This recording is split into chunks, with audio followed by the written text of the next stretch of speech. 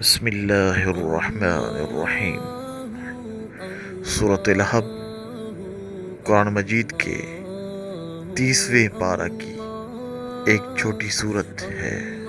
سورۃ لہب کو پڑھنے سے انسان کو بے پناہ فوائد حاصل ہوتے ہیں، اس لیے اس سورت کو اپنا روزانہ کا معمول بنائیں۔ اس سورت کو پڑھنے سے رزق میں بے پناہ وسعت اور برکت ہوتی ہے۔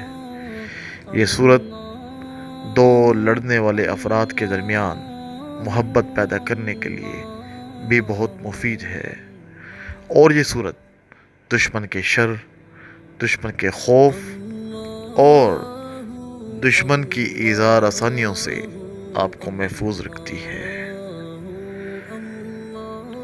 اگر یہ سورت آپ دشمن کے سامنے پڑھ کر جائیں تو آپ دشمن کے شر سے محفوظ رہیں گے، اور وہ آپ کو کسی قسم کا کوئی بھی نقصان نہیں پہنچا سکے گا۔